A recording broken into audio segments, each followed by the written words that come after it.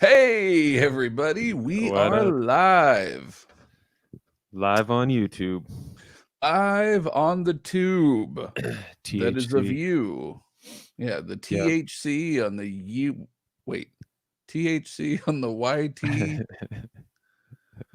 THC on the TUBE. Sure. That's pretty cool. I don't know. THC on the Anyway, TUB. we're out there. THC on the Tiger King. Yep. Yeah. I don't think we need to cover that one. Yeah, no. Plenty of people talking about that thing. I don't want that bitch Carol Baskin coming after I us. know, right? You got cats too, man, so you gotta watch out. I do. I got one cat. She's Should gonna we steal her line? Hey, what's up, all you cool cats and kittens? No. All right. Anyways, that's enough about that batshit crazy documentary. Yeah, we're here to save graphic novels and hardcover collections from bad collectors.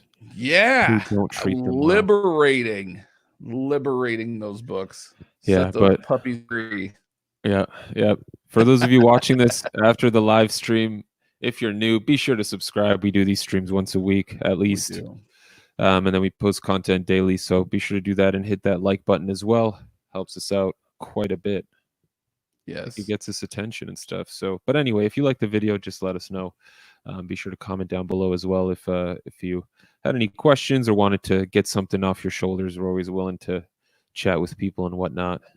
Yeah, that's what makes it more fun. We love doing live shows because of the chat aspect of it. That's what we really dig the most. So, also, we are brought to you by Dr. Squatch, the fucking greatest soap I've ever had. I actually just got my new Chicka Wow Wow in. I forgot to switch up the odor for this month, the flavor, whatever you want to call it. Odor. Damn. But we will have the links below. They're on all of our other videos, so please be sure that you check out their stuff. If you like it, go ahead and subscribe through it. Once you do subscribe through them, you will also get free shipping for the life of your subscription. Pretty dope. It is pretty dope. I like it a lot. Yeah. Hey, Rosie, what's up? Dope. Hello, Thanks Rosie. for the show. Well, we're happy to be doing this too. Yeah, it's been really cool seeing, especially like Omar. He's been going live a lot more often now, just doing every other day. Yeah, I've been busier than ever, but true. Well, yeah, it's insane. But so, okay, I have to admit, I have not seen the season premiere of Harley Quinn yet. Have you seen it? Guess what? Me neither. All right, I'm the only one. Yeah, no. I forgot that it was April 3rd on Friday, and I was messing around on Facebook or whatever, and somebody commented about the season premiere. I went, "Oh shit, I need to watch that."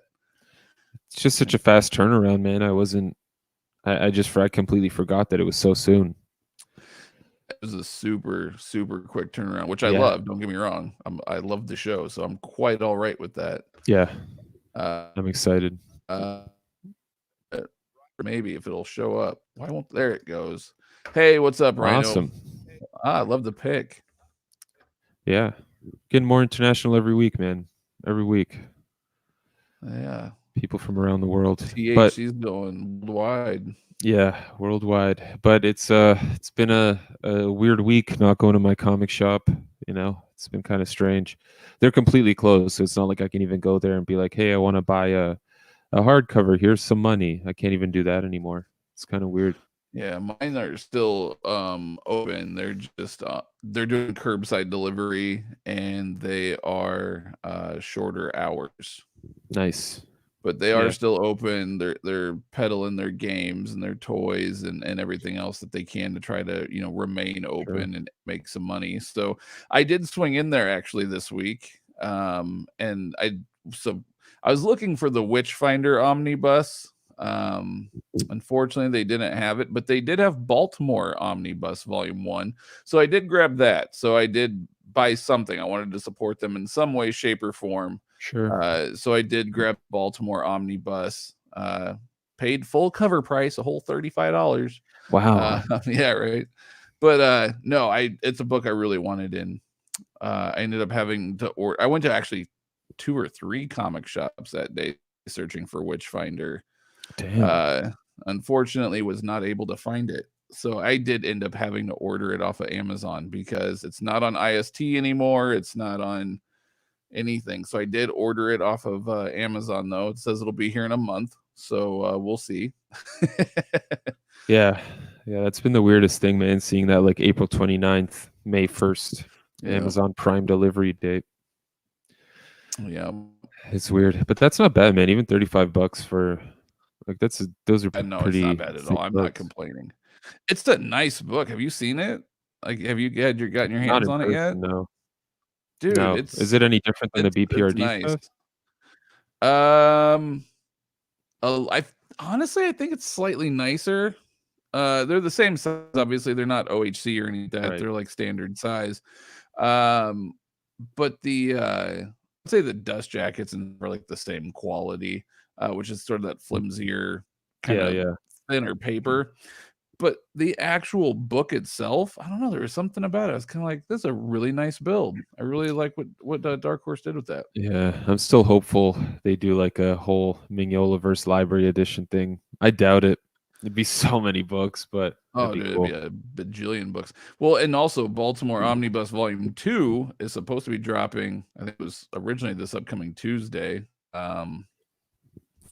I guess if you order apparently through like Barnes and Noble or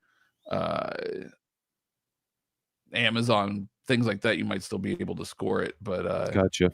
Yeah. So Sandman, we are actually discussing we were discussing Witchfinder Omnibus, also discussing the Baltimore Omnibus Volume 1. I like the plain black cover on the inside of Witchfinder. Is classic. Yeah, I haven't seen Witchfinder yet, unfortunately. I ordered it, I haven't received it yet. But Baltimore the same way. It has that kind of sort of plain black cover. It's sort of embossed. I'm actually going to be doing an overview on it. I'm pretty excited to finally do another book overview. It's been a while since we've been able to do that. So I will be doing somewhat of an overview on that one for those that are interested. I do recommend it, man. Baltimore is an amazing book. I love it.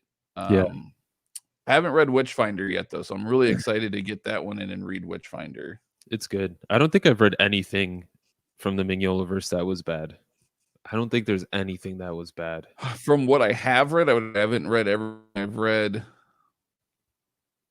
half of Mignolaverse, but I would agree entirely. Baltimore Volume 2 is saying on Amazon April 7th. Maybe I should pre-order it now just to see if it actually shows up. Yeah, I don't know, man. That's a rough one. I'll debate it. I ordered Witchfinder. It's supposed to be here at the end of the month. We'll see. I hope we get Witchfinder Omni 2. Yeah, I would love to be able to keep building that Mignolaverse stuff. They need to keep releasing it. I think Dark Horse print. Yeah, Dark Horse is pretty good with that though. Finishing. I want them to reprint the BPRD though. I mean, they have them in trade paperback, which you can still get, which is probably what I'll end up doing and buying it. And the nice thing is that if I do go that route and I do buy it myself, they're gonna be the same size, like height-wise and stuff, as the official releases. So that is a bonus. That is actually a really cool bonus. But and if you want a dust jacket, I mean, I'm sure you could get someone to scan it, and then you can just print the official one out based. I don't want an official one. I want a custom if I'm doing a custom I want a custom dust jacket. Any Baltimore later this year, hopefully. So yeah, that would be awesome. I really dig what I've read and can't wait to dive back more into it. Speaking of stuff that we've been, have you had a chance to even buy anything lately, or are you just like, I can't buy a damn thing right now? No, I mean the last thing I bought was books from my local shop. I think tomorrow's the day where Canadian businesses find out if they're like essential, and I know the comic community has been working pretty hard to be deemed essential as entertainment. Oh really? Oh yeah. They're like, well, people need to read. I mean, we're gonna be shut down, man. We got to do something.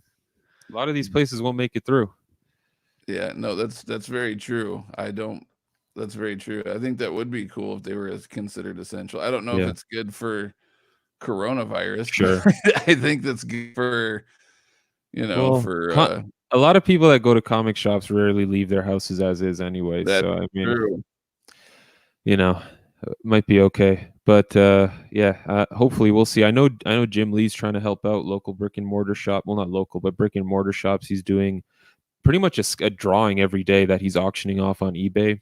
I think day one, I forget what he did, but day one he did Nightwing, and then day two he did a Bizarro. And I checked that Bizarro last night. It was a day left, I think, a day and a half left for auction, and it was at $2,500 US. Because it's like the first time Jim Lee has ever drawn Bizarro, ever. So I mean, it's going to be like that's a pretty nice collector's item if you're really into Jim Lee. The first ever Bizarro drawing.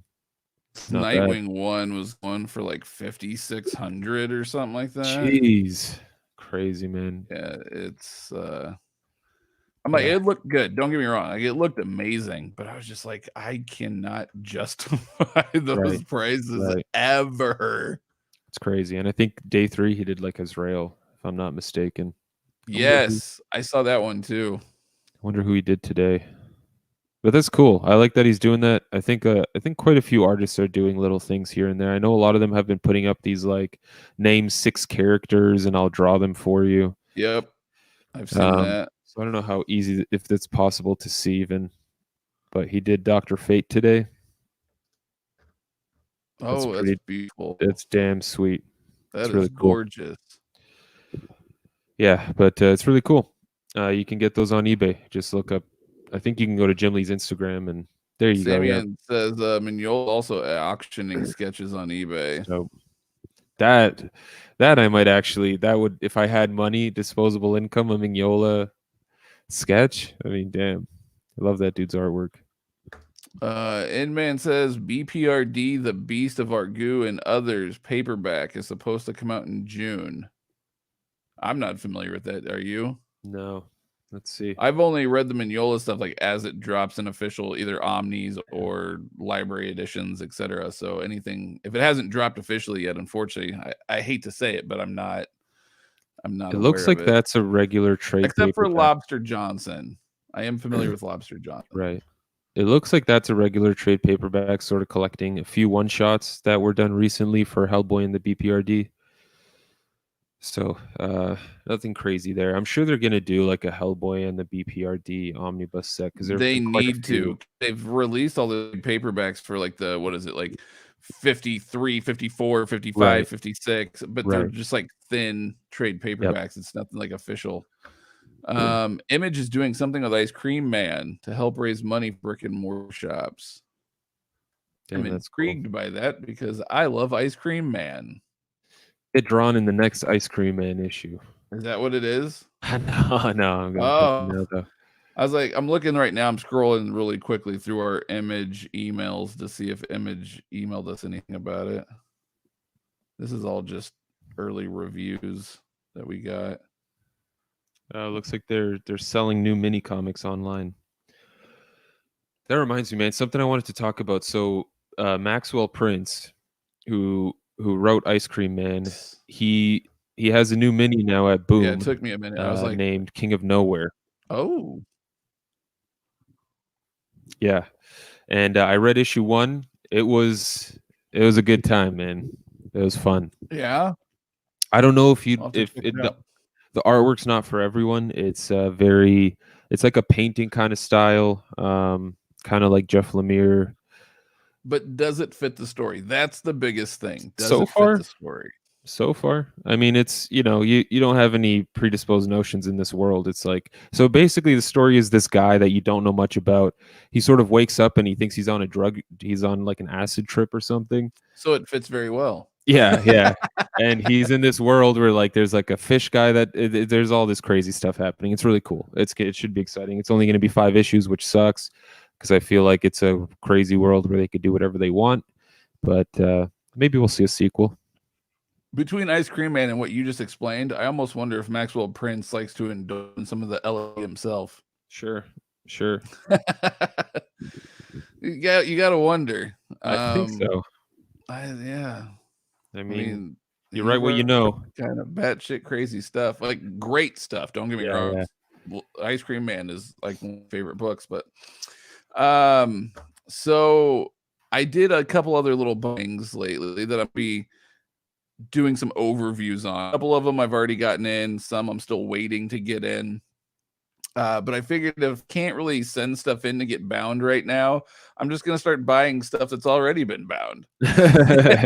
I'm helping liberate and set free and add to the bound collection. So Sure. obviously, you know, we kind of talked about, I went to a local shop and I did pick up Baltimore Volume 1, which obviously isn't custom, but I also picked up for an amazing price. Like, the price was so good, you can't say no to this. And big shout out to Kevin in the Facebook groups. It was for West Coast Avengers volume. It's a 5-volume set that collect all of West Coast Avengers, like 1 through, I think it's 102. Crazy. Plus the West Coast Avengers mini 1 through 4 that like kicked off the whole West Coast Avengers series. Right. And it's a 5-volume custom bound set that apparently he got bound years ago. A place that's no longer even operational, called Waco Library or something like that. And yeah, so anyways, I'm going to be doing an overview on those. I've already talked to Mike here about some custom dust jackets and some ideas that I had for the spine, at least, of these custom dust jackets that I thought would look really cool across 5 different volumes. I thought it would be pretty sweet. So we will hopefully be getting that at some point soon. So I will be doing an overview on those. I actually have them right now. They're those blue ones back here on my shelf behind me. Those are the West Coast Avengers. Nice. And those ones collect so there's the 2 official Omnis that are already out, right? You have the West Coast Avengers Volume 1 and 2. Then you have John Byrne's Avengers, which is basically West Coast Avengers Volume 3 in official Omni format. But that's all it collects. There's nothing that collects all. So I mean, this collects those 3 Omnis plus, you know, all the other content. It doesn't have any tie-in issues. So I know the official Omnis have a couple of tie-in issues. These apparently do not have those. It's just the main series. But fuck, that's all right with me. I don't mind. So I'm pretty excited to dive into those. The binding on them looks great too. I was kind of messing around with them. The binding looks great. Nice. Then Mike over here was talking to me about Tom Strong, and he was like showing me like little funny panels and pages and stuff from Tom Strong that he was reading, which as we know is a book by Alan Moore, art by someone I had never heard of prior, but I absolutely love this guy now, Chris Sprouse. Yep. Amazing stuff. And I wasn't familiar with Tom Strong. I mean, I've heard of the character, I've seen the character, but I had no idea. I knew absolutely nothing about the character. Honestly, I thought it was a character from like, because like I saw Black Terror in the one, which was an old character from like the 1950s that was sort of free reign, public domain sort of thing. And Tom Strong was a public domain character too. I ended up having to like wiki it to see, and apparently Tom Strong is not. He is 100% creation from Alan Moore, but he is sort of based on those old like Charlton characters from like the 1950s and stuff. So yeah, it was pretty cool. So I started to read it, fell in love with it. I thought it was awesome. It was a really cool book. I'll let Mike talk his feelings on it, but I immediately went out and I bought issues 1, because you can't, like, the deluxe editions and stuff were harder to find. So I bought all 36 issues for, I don't know, like $1 an issue, something like that. And I'm gonna get those back. So I told Mike, I'm like, I'm gonna custom bind these and know a Tom Strong custom bind. This is gonna be amazing. And then while I was doing that and buying those 36 issues, I came across another custom bind on eBay that was for like the sequel spinoff of that, which is was it Terrific Tales? Yep. Yeah. And it was a 12-issue mini, but it was already custom bound and already to go. And someone was selling it. I threw out a price. They accepted it. Once again, amazing price on this book, like too good of a price to ever pass up. I think so. my West Coast Avengers, I picked up for like $25 a volume. Tom's, I think I picked up like $30, 35 ship, something like that. Really good. For the Tom Strong custom bind. I'm like, this is just, it's too unreal to pass these Yeah. deals up. I was like, I'm snatching these. Yep. And then today, yeah. Oh, today I came across another awesome deal. Heroes Rebound, Dakota and them were actually getting rid of some stock and things that they had, or things that they had done. They just gained somebody's library, I guess. And he was showing me pictures of them, and none of them really. There's a couple of my interest, but nothing like major. And then I was like, "Oh, do you guys have anything else?" And he goes, "Yeah, we just got done with this." And he showed me this New Gods custom bind that they did, graphic cover, custom bind. And it was like the New Gods Volume 3, so the one that ran from like 89 91. Yep. And I wasn't familiar with it. I'm familiar with New Gods, but I'm not obviously familiar with that run. So I kind of did some research, found out apparently it's a really good, highly underrated run. Read a couple issues digitally just to see if it was something I was going to be into. It is. I dug it. So I was like, all right, how much for this one? And again, another great price, where if I would have bought the single issues, bound it myself, etc., I would be spending way more money than what they were offering for this. So I snatched that up today. So I'm going to be getting that in the mail here shortly too. So I'm going to have a lot of overviews coming up, hopefully within the next like week and a half. A lot of custom binds coming in. If I can't bind them myself, I'm getting somebody else's custom binds. You will force someone to sell theirs. Yeah. Kidding. That's cool. But yeah, I wish I could run across deals like you do, but unfortunately, it's not in the cards for me. There's not enough binders in Canada that want to part with books. Nope. I did see real quick before we start talking about Tom Strong, I did see someone ask about what was it, BPRD Devil Omni, who was that, N-Man 40. Seems like a new face too. How's it going, N-Man? So yeah, there is an omnibus coming out for BPRD The Devil It's going to be sort of the last omnibus for the BPRD series, basically. And it's going to be 15 issues. It collects 3 storylines. I forget what it was, but it's like the last 3 storylines in the sort of the main BPRD series. So that's going to be coming out later, I think near the end of this year. But if you've been getting BPRD hardcovers, that should be one on your list for sure. Yep, for sure. JT Twitter, just the hardcover comic. You can find us there. I don't have a personal Twitter. I don't tweet. I don't care. Yeah, just check any one of the videos that was put out this past week. It has our Twitter handle in the description. It's at the hardcover comic, one word. But yeah, man, send it over. I'd love to see those pictures of your epic actions. I like epics. Epics are actually really cool stuff. So hell yeah. Should I be buying IST stuff sooner or later?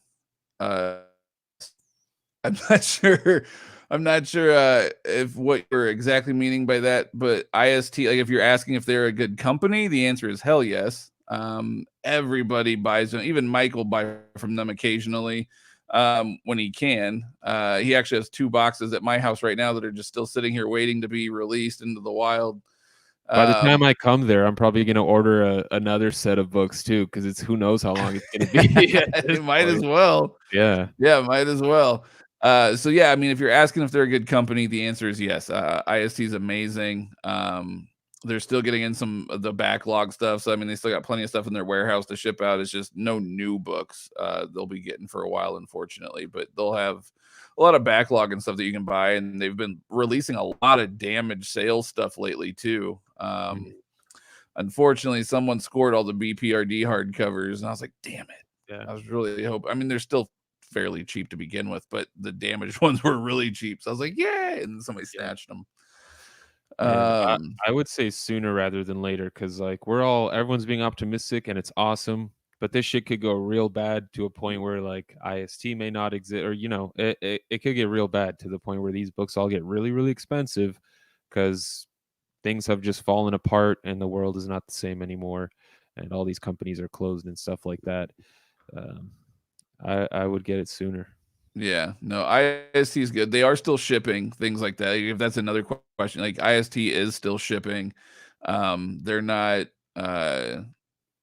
They did say that things might be going out slightly slower. I know some people online have been saying that IST has been a little bit slower to ship, but they are still shipping. So all that's still going on. USPS is still delivering at least through June. We'll see what happens in June. Yep. UPS is still shipping. So yeah. But yeah, IST is still around. I strongly recommend them. They're a great company too. Yeah. Also, Joseph, is Kirkman's Outcast worth picking up? I haven't read anything by Kirkman. Okay, well, first of all, sir, you need to go read Invincible. That's the very first thing you need to go do if you want. If you've never read anything by Kirkman, go read Invincible. It's 130 issues. 144. 144. Yep. Of pure magic. Yeah, fantastic. And Outcast, so I read the first 2 volumes, the first 2 deluxe editions. Maybe, everyone's got their own opinion. I thought it started off really, really strong. I thought it was fantastic at the start, and then it sort of fell off at around volume 2. Word on the street is that volume 3 and 4 is not necessarily that much better, but everyone's got their own opinion on stuff. I really like the artwork. I forget who does it. I think I got the book here somewhere. Oh, I can't believe I'm forgetting his name. His artwork's incredible. There it is. Sorry, guys. Paul Azaceta. That's who it is. Paul Azaceta is incredible. For those of you wondering, Matt had to go take care of one of his kids, I think, right now. But yeah, Outcast is all right. It's not bad. I'm going to try and read some of these comments here. I see N-Man. I pre-ordered ASM by JMS Omni 2 on Amazon, but just in case, even though the discount is not that great. Yeah, man. I mean, the weirdest thing about Amazon is just seeing that like late April, early May date. I was looking to order, I think, Uncanny X-Force, the Omnibus, and it was saying like April 29th. So I was like, all right, well, they're not going to charge me till they ship it, so I may as well, and I'll see if I like it. But Amazon's discounts, yeah, they're not great. They used to be a lot better. I remember when I started buying Omnis, man, Amazon had like 40% off, 35% off, sometimes even 60, 70. This this Crimson book I paid $30 for it. It was discounted like 93% or something. I paid $30 for it. It's an absolute size, comes in a slipcase. It's huge. It's a giant book. So Amazon has its moments, but it's fallen off for sure. I also do not hope IST will not fold. I really like using them whenever I travel to the States. I am a Canadian, for those of you just tuning in for the first time, so I have to use Amazon whenever I can, but I travel for work to the States by car, sometimes Pennsylvania, New York, not too far. So it's been really cool whenever I go there to order off IST, get a sweet discount, get books that aren't actually damaged, books that are in good, brand new condition, because like Amazon, as we all know, as not only are their discounts not great, but their shipping is just horrific. You're always getting a banged up book from them. ET Spider-Man 23, what's going on? First time, I think. I haven't seen you here before. Why the Last Man Deluxe Edition or Absolute? Now, I know Matt has said this before, and I agree with him. I think we both sit on the Deluxe Edition side of things, mostly because we're not the biggest fans of the artwork. It's great. It's not bad artwork, but it's not like a Jason Fabok or a or whoever deserves, and folks that have gone absolute Sean Murphy, Frank Quitely, like really detailed, really extremely detailed artwork, I think deserves absolute editions. I didn't think Why the Last Man had artwork that justified the absolute edition for me. I have the deluxes, they're hanging out right over there. I love the series, it's a fantastic series, but I would stick with the deluxes or absolutes. Sorry, Matt, I've just been going through questions here on my little side. No, you're good. I had to take care of Right. a child issue. Yeah.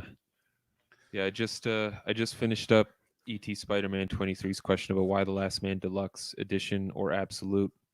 I spoke for you too, saying Deluxe Edition, because I know we've spoken about this before. Mm-hmm. Artwork's not really, doesn't justify the price. It's good, but yeah. And then after I read it, I would sell it. Or the Omni. Yeah, this Sandman mentioned the Omni. You could just get the Omni too. There's a compendium coming out soon too, if you want to be even thriftier. It's going to be a trade paperback collecting the entire series for Why the Last Man. but it is a paperback. So I guess real quick, because there are a lot of folks on with us, which is awesome, and there's a lot of questions coming in. So I do like the idea of doing like more of a Q&A kind of thing. Yes. Man, Tom Strong. So how many issues did you read? 3? I'm only like 3 or 4 in right now. I don't Okay. want to ruin it. Like I want to Yeah. savor this. You know what I Yeah. mean? Yeah, I know what you mean. So I finished the 2 deluxes. I have both of them.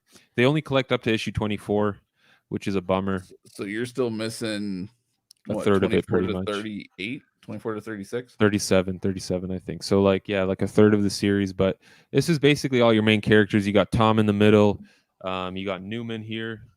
Delua, his wife, his daughter Tesla, and that's Solomon, their King monkey, Solomon. their monkey experiment helper, assistant, whatever. He's great. I love all the characters are great, man.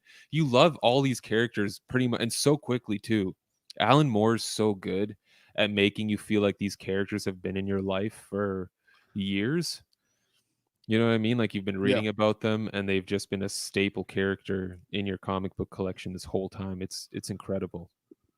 Yeah. So No, I absolutely loved Tom Strong. So you had told me I was working like a really late overnight shift, and you had said, hey, you need to at least read issue 1. It'll put a smile on your face. Yeah. So I was like, all right, it's like 3 or 4 in the morning at this point. Pull it up, read issue 1. And I loved it. Like, so for those that are not familiar with Tom Strong, and at least with issue 1, and the reason why I fell in love with it, it's because, like Mike said, you feel like you've known these characters forever, but it's not just that, it's Chris Sprouse's artwork. So in issue 1, so Mike explained it to me almost like each story is almost kind of like an anthology. You know, there's not really like an overarching. Is it like that throughout both deluxes? There is. No, dude. Oh man, it gets. Oh, there is like an overarching. Huge payoffs, man. Huge payoffs. Okay. Well, in the beginning, there's really no like storylines to speak. It's sort of like each individual. It's like an individual episode. Right. And in the very first one, you have this little kid who's reading his Tom Strong comic book, and the art when you see that is I loved it. It back to my childhood. It was very much like Sunday news strip type comics, like Dennis the Menace type style, right? But then when the kid's reading the comics and you're reading what the kid is reading, it turns into this whole other style where it's like your normal everyday like comic book style, right? Like what you would think. Yep. And it kind of jumps back and forth between the kid's point of view and what the kid is reading. And it's amazing. And obviously Tom Strong, nobody knew anything about Tom Strong when issue 1 came out. It was a brand new character. But the way it was written, you learn his entire background. Yeah. You learn everything about his family. You learn all this stuff in one issue. And it doesn't feel, it's not like it was super wordy either. No. It was just Alan Moore's a fucking wizard when it comes to putting words to paper like that. And it was a really a cool thing to see. And like I said, Chris Sprouse's artwork was it was freaking incredible throughout the entire book. And I really enjoyed it a lot. And so when I got done with it, I was like, man, I really want to read another issue. I was like, this is kind of fun. And I fell in love with the side characters like Newman. I really fell in love with King Solomon. And there's a funny joke right before you get introduced to King Solomon. I don't want to ruin anything, but there's kind of like it made me laugh really hard. And then all of a sudden, like the next page, you meet King Solomon. I was like, oh, that's genius. Well played, sir. Well played. Yeah. So yeah, it's a great book. A lot of interesting characters, super funny. Yeah. I don't know what issue it is, but Black Terror makes an appearance, which I love Black Terror, so I'm excited to see that one. Oh, dude, it's so cool. Yeah, the first 3 issues are fun. Yeah, the second one deals with that modular man character. And it's the cool thing about Alan Moore is you never know what to expect. You can go into this thinking that someone's going to punch somebody or they're going to use some kind. No, you don't know how they're going to deal with the modular man. It's not what you expect. Dude, the way it pays off in the end. Oh, it's one of those comics where I had let it. I mean, I've had these deluxes for so long, and I would maybe read a few issues here or there, and I would just slack off on it. But it's so good, and it was published by America's Best Comics, and they were publishing stuff like Promethea, Top 10, what else? So a whole bunch of Alan Moore, League of Extraordinary Gentlemen. They're publishing a whole bunch of Alan Moore stuff, and a lot of that stuff now Vertigo has been reprinting. They reprinted League of Extraordinary Gentlemen. They did an omnibus for that. The second 2 of 3 Promethea deluxes have come out.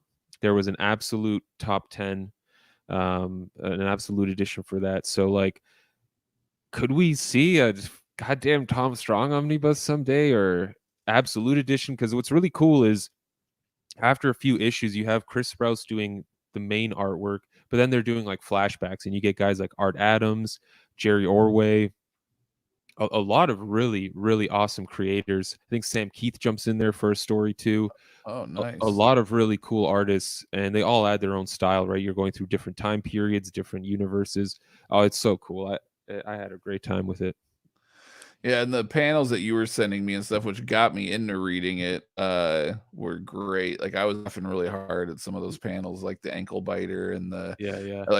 I'm gonna gnaw through his foot. Like, who's just gonna sit there and let you bite through their, like, let a beaver chew through their foot? Like, this is great. It'll only take me 5 minutes. Dude, it's so good. Yeah. Even the fact that you brought up the way the kid in the first issue is drawn. Yes. Dude, just wait. You're gonna message me someday. Once you get into the issue 20-ish range, you're gonna be like, dude, I can't believe they did this. It's crazy. It's awesome. Oh, It's so good. nice. It's just Nice. it's one of those comics that will, like I said, it'll put a smile on your face. Like, it's not dark and gloomy. It's No. relatively lighthearted and bright, I guess you could say, you know. And it's just it puts a huge smile on my face. The way it pays off, the way they connect things through all these issues. And Alan Moore is just a genius. So good. The only thing that really pisses me off, and it's going to get all the OCD people, check out these spines, man. Why would you rotate the goddamn deluxe edition text? Oh, yeah, that's weird. Not only that, but it looks weird rotated too. And not even like they don't even match. It looks weird. Yeah. Still. Oh well. They're nice deluxes though, I will say. Just needed a third one. Which is never gonna happen. Damn it. America's Best Comics was already following DC's pattern. Already canceling third volumes. Just buy the single and do what I'm doing. No, I'd have to go the Thomas Judge route and print them out oversized and make myself a third deluxe. Yeah. But shit's expensive. But yeah, no, Tom Strong is great. I really can't wait until I get that Terrific Tales custom bind in, and then my 1 through 36 that I ordered in. And then I'm also I will still need to pick up. There's a couple of spin-off issues that Alan Moore did not write that took place like 7 or 8 years later that I'll still need to pick up just to kind of complete the universe, so to speak. But it's cool stuff. Yeah, no, it's pretty sweet. If anyone's looking for a fun book, that's a good one to check out. And you'll be satisfied with 1 issue a day. I mean, that'll be enough for you. Yeah. It's a slim on the fact that it is kind of a slow burn, and I'm enjoying it. I read 3 issues in one night, and I was like, this is so good. Like, I don't want to stop reading, but at the same time, I'm like, I don't want to burn through it too fast. Like, I want to savor it. It's like Sandman. Like, I want to savor it. Right. Speaking of Sandman, finally got through all the Black Hammer story. So good. Mike, how is Descender? I'm in the Lemire right now. I loved Volume 1 of Descender. Volume 2 is at Matt's house right now, unfortunately, so I can't read that. But Volume 1, I think it was 1 or 2 sittings for me. I just blasted through it. It was so good. Jeff Lemire crushes it, and then Dustin Nguyen on artwork. They just they did something magical. And like, you know, they've started a whole a sequel series. Like, it's a fantastic series. You don't make 48, 50 issues as a indie book without being very good. Yep.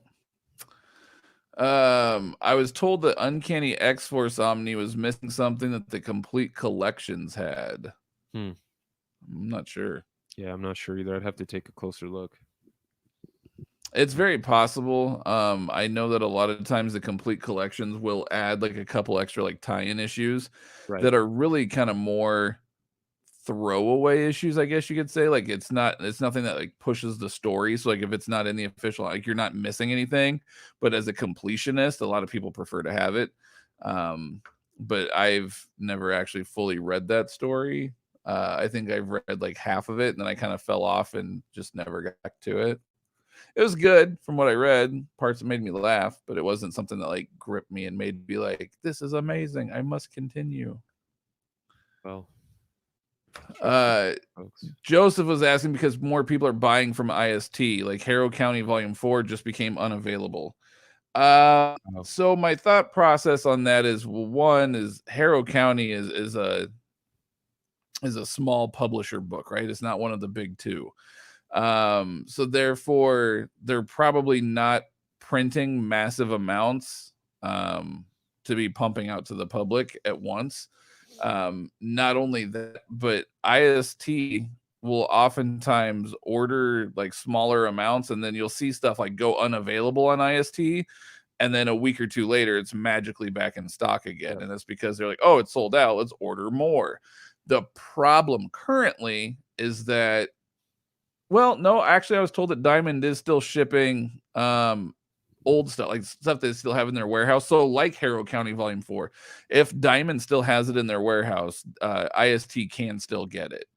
That's It's cool. just all the new stuff. Yeah, I was talking to my local comic shop about that. They said that they can still order uh older stuff that Diamond has in stock. They just can't order anything new, which doesn't make sense to me, but I don't understand how all that works anyway. Yeah, it's So weird. it is what it is. So I think it's more just because there's probably lower print runs. Dark Horse isn't really one that puts out like a whole bunch of books at once. However, they are really good at keeping stuff. I mean, it may take them a while. They've always been really good about making sure that things are, I guess you could say, evergreen. That like they're always going to be available. Right. I think the only thing I can really think of, because like Hellboy library editions, for instance, there was a lot of volumes that were out of stock, and everybody's like, "Oh my god, a print!" They weren't; they were just out of stock. And Dark Horse ended up reprinting them and re-releasing them. Now you can Right. still pick all 7 library editions up, no problem. So sometimes you got to be patient, especially when it comes to Dark Horse. But I mean, if there's anything you want to read, by all means, I always suggest pick it up. You can, but don't go into debt trying to buy books either. Yeah. Yeah. That's never a smart move. I've been there, done that in the past. I regret it. Don't ever do that.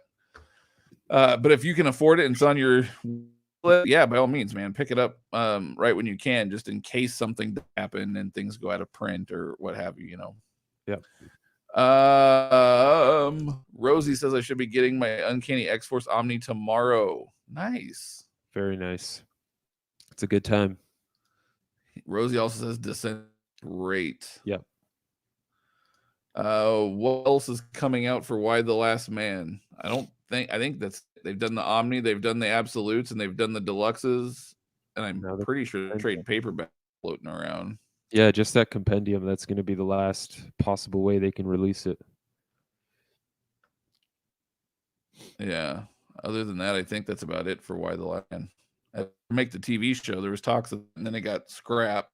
Who knows if they're ever going to make the show? But yeah. Where did it go? Jeremy, what is up, guys? Hey, man, he finally made it. Congrats. We went earlier tonight than normal. And then I had to dip out for a minute, but yeah, we made it earlier. Rosie, good question. What are your guys' thoughts on binding from trade paperbacks and epics? Do it. Yeah, no, there's absolutely nothing wrong with that. Yeah. I have yet to bind from epics.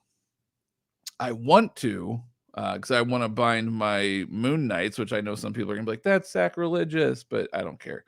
But then they've announced the official Moon Knight, but it's not everything that's in the epic. So I'm like, well, do I still custom bind the epics to have everything? Or do I buy the official and pray that Marvel releases a volume 2 So I'm kind of torn. I don't know Maybe. what to do in that one. Maybe I just double dip on everything because it's Moon Knight. Exactly.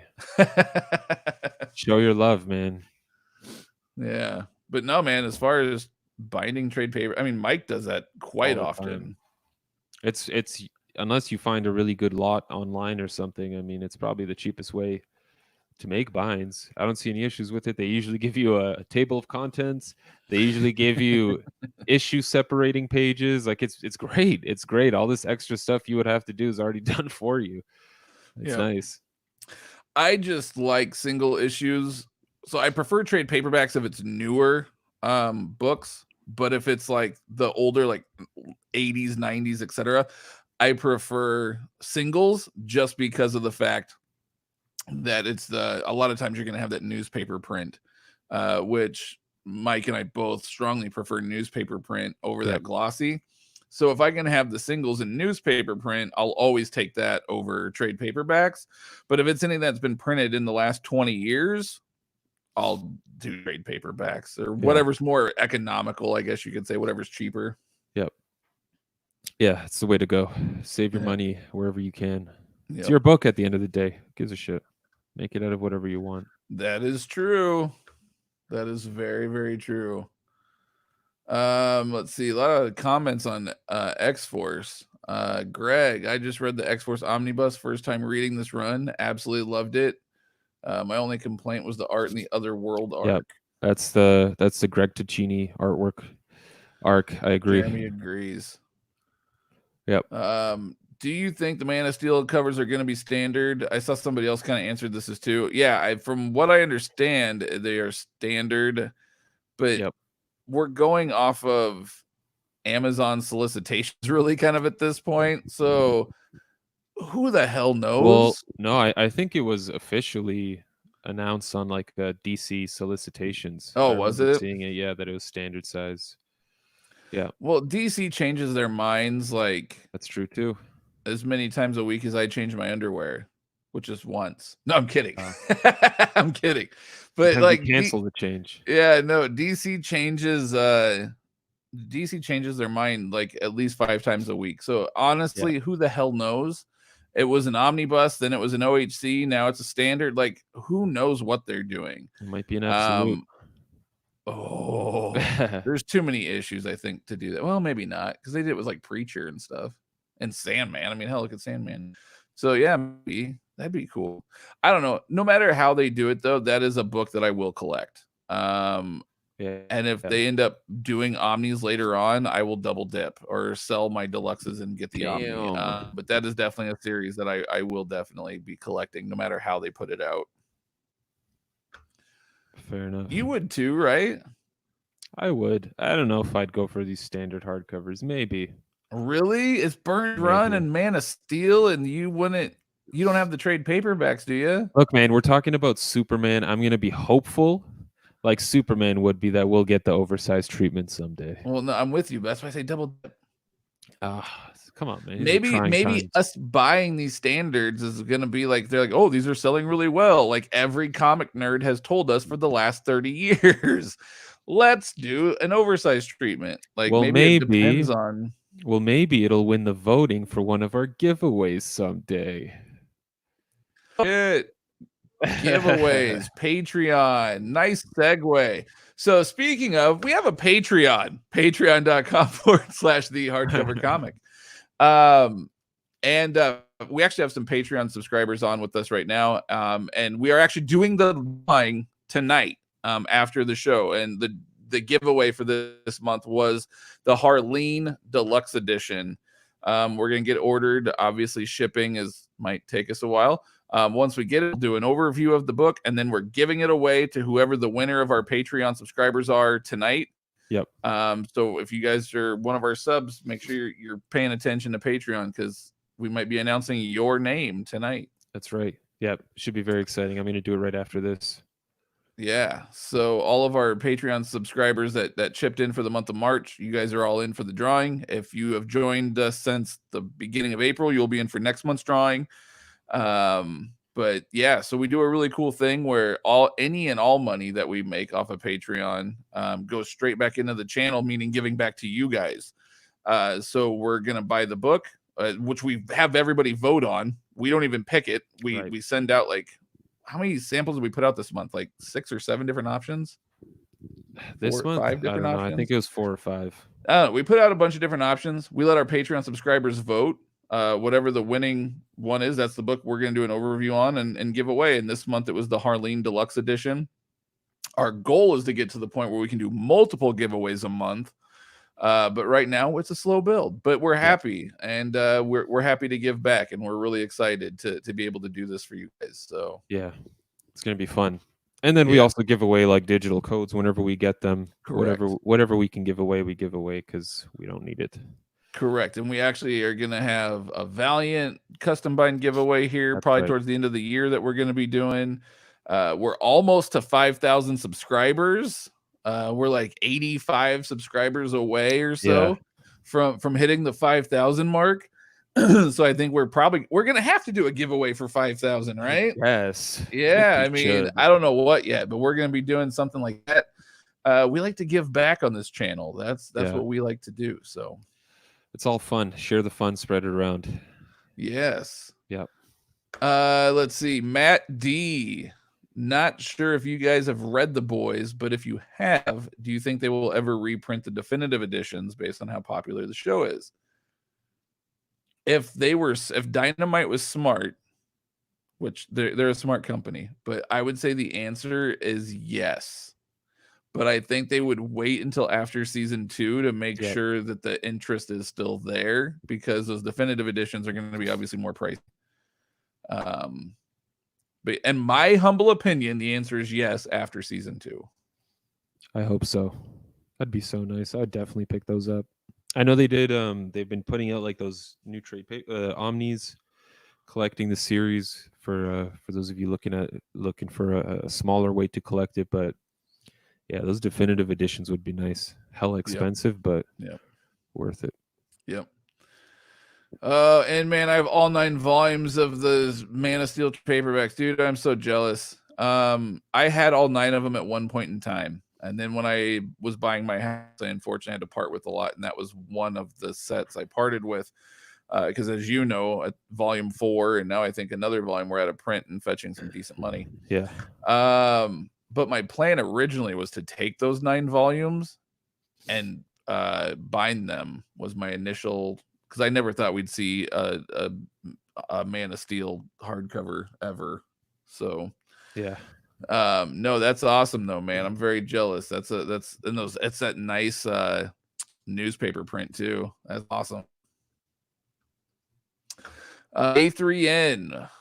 Been wanting to downsize my collection, but some of the eBay horror stories have me spooked. Am I being too paranoid? I've done a lot of selling on eBay, and I've had an issue once, but it was easily rectified. It really wasn't a huge thing. I've bought a lot off of eBay before too, and I've had a couple issues, but nothing too major. Mike, you sold on eBay, haven't you? Yeah, and I have had no issues with it.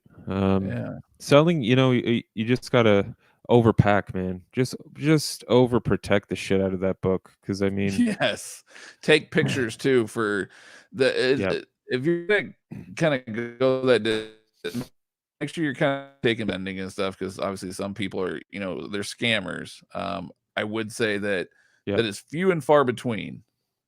I would say 99% of my interactions have been fantastic. But I would say take pictures and stuff just to be prepared. Yeah, absolutely. Yeah, I've had pretty good experiences on both ends. The other thing too, man, I don't know where you're located or anything, but I also, if you're not in the Facebook groups, I highly recommend the Facebook. There's 2 of them. Well, there's a handful, I guess, these days. The Omnibus Collectors Group on Facebook. There's Omnibuds Cafe on Facebook. Both of them are excellent groups that do buy, sell, trade stuff. I've bought and sold countless times in there. It's insane. Yeah, I strongly recommend them. Gem Mints group, apparently people have been buying and selling in there lately, so you might be able to sell in there. I don't know what the stipulations are in that group, but I've seen some people doing it. The other thing too that I've gotten sold also a lot on, because I don't like paying those eBay fees, is on Reddit, on Comic Swap. So another really good option. So I mean, there's definitely other ways other than eBay, but if stuff doesn't sell those groups, I have gone to eBay, and I've had good luck there. So yeah, if it was a different time, Facebook Marketplace has also been pretty good for me too. yeah. But now, now people may not be as eager to meet or anything. So. And if what sites have Kijiji? What's that site?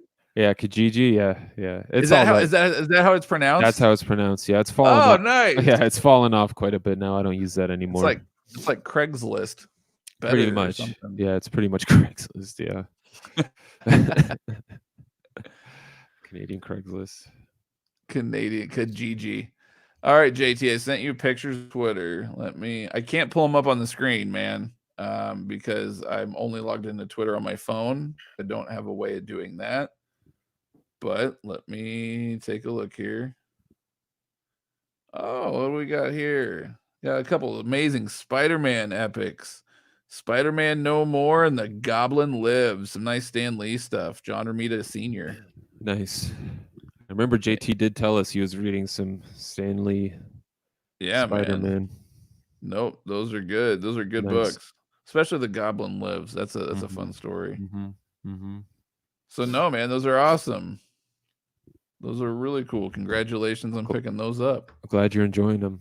Yes. I would love to do some custom binds. When I went to college, I lived near a binder. Sadly, not anymore. Yeah, man, custom binds are amazing. I think most of my collection, or most of what I've gotten into as far as collecting, have all stemmed from Mike. I blame Mike for any and everything as far as me with collecting hardcovers and custom binds. Yeah. Yeah, I've been influencing your finances. He's my crack dealer. Hey man, have you heard of this? You heard of this Tom Strong thing? Yeah. Damn it. Here, you get one dose for free, you son of a bitch. Check out this page. You want more? Yeah. Hey man, I'm only trying to spread the good word. Yeah, no, it's something that I got into a few years back, because before I only collected floppies. I had trade paperbacks, I guess, but it wasn't something I was like into or anything. And then a few years ago, shortly after I joined Mike on the Four Guys in a Comic podcast, we got started. And I remember, do you remember what your first omnibus was that you ever bought? It was either Uncanny X-Force or Animal Man. Oh, those are both ones. Those Yeah, are both good buys, man. Yeah. Do you remember what? You probably don't remember, but do you remember what my first one was? The very first one I ever bought, thanks to you, I got it off of IST, and I remember I was like, I don't know what to buy, and so I was going by money versus page count. I wanted the most bang for my buck, because I was like, I don't know how many of these I can buy. These are so expensive. Oh my god, like what am I doing? Yeah. So the very first one I ever bought, and I still have it. Well, I have a different version of it because I sold it and rebought it later. But it is none other than The Darkness Compendium Volume 2. Oh, yeah. Yes. And after that, I bought the Goon Library Edition. Get the time out. Those are my next purchases that I ever bought. So great stuff. Love the Goon. Yeah. Yes. But yeah, that was my first buy ever, man. Thanks to you and Stock Trades. I didn't push The Darkness. It's not bad, but I wasn't. Oh, I love The Darkness. No, that was a book that I loved, and I knew I loved The Darkness, but I was just trying to get and it was like I think it was like 1,280 pages or something for like $70, and I was like, that's a good amount. It's like everything else, because I think at the time Animal Man was still available, and that one was like 800 pages, 700 pages. Yeah. So I was like, I still have Animal Man too, though. But yeah, I remember because the John's Green Lantern stuff started coming out when I started collecting Omni. That was my next one. Yeah. And I remember getting that first one, and I was like, they make these get so big. I was like, what's the biggest omnibus that's out there? I want to know what it is, and I want it. And then you start finding out about all the troubles that come with the bigger, all the shit that comes with the huge omnibus, and you're like, why did I want the biggest ones? Damn it! Yes, I can't even read these. I remember when the Jeff Johns Green Lanterns came out, and I was like looking at them. I was like, I'm gonna buy these. And I remember being in my buddy's car. I was like, have you ever heard of an omnibus? And I was like, no. He was a comic guy too, and so I started selling them in an omnibus. And like, I pulled out my phone. I'm like, check this out. I'm like going back and like looking for it. I go, look how many pages. Yeah. It's cool, man. It's so thrilling to get into. Now you're just like, I gotta slow this shit down. Yes. It is not far off from getting into drugs, man. It is not far off. Except No. it's easier to quit for sure. It's a lot easier to quit. But yeah. Yeah, no. My big addiction right now, now that I've collected all the Motu books, my big collection now, or my big addiction, I guess you could say now, is just custom binds. Yeah. There's just something about them, man. I just love that you can have stuff that nobody else has. You know, you can have it built your way. You can have dust jackets designed however you want. Collecting titles that have never been officially released and may never get an official release. Like, it's super cool. It's very cool. I love it. Speaking of which, I just remembered. Have you been able to read any of the Supreme Power Max stuff? Yeah, I've read a few issues. So that was another one that I didn't pull the trigger on, and I'm glad because I ended up getting that New Gods one instead, which I'm way more happy about. But no, I have read some of that Supreme Max, and that started because I saw a bind and I was asking you about it. And I was like, are you familiar with this title? And then I found a better deal for literally the entire universe, and I was like, ooh, I might pull the trigger on that and bind to myself. But yeah, no, I've read a few issues, not very many, because this was just a couple days ago we started talking about this. Yeah. But I have read a few issues. JMS is writing, which is always a plus. The art's good in it too. Gary Frank, which I know you're a huge fan of. Love Gary Frank. Yeah, no, I like how he draws. This is gonna sound weird, but I like how he draws like when Mark is a baby, right? Like they're doing like the whole Superman type thing, you know? Yeah. And when Mark Hyperion is a baby, like I love how Gary Frank drew that. Like it looked, I don't know how to explain it. There was something like warm and wholesome, I guess you could say, about the way that he drew it. And it was just good. I don't know. I really liked his art in that He's amazing issue. I was like, this is really good stuff. I'm really digging him. Yeah, it's kind of a slow burn, but it's great.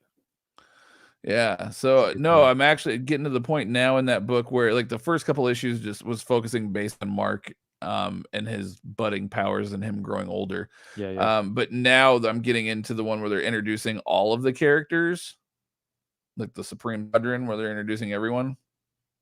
So I'm now getting into that point where they're kind of like showing everybody going forward now.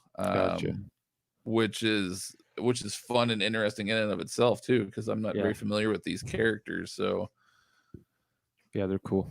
Yeah, no, that's my digital read for when I go to bed at night. I'll read a couple issues of that when I go to bed. Yeah, that's good though. I'm enjoying it. Nice. I'm glad. I probably will end up picking up those books if I can. I don't know. I'm just torn. I don't know, man. That New Gods deal was too good to pass up. I had to jump on that one. Yeah, that'll be interesting. I don't know anyone who's read that before, so. Yeah, no. Did you read issue 1? You said you're going to read issue 1. Did you ever read it yet? Have a chance. No, not yet. Oh, dude, it was fun. I showed you some of those panels where I was like, totally Orion 90s. This is amazing. Yeah. That was cool. And then he hits it and turns into his Orion suit. And yeah. You never commented. What'd you think of that Dark Side panel I sent you? I don't know, man. I wasn't feeling it.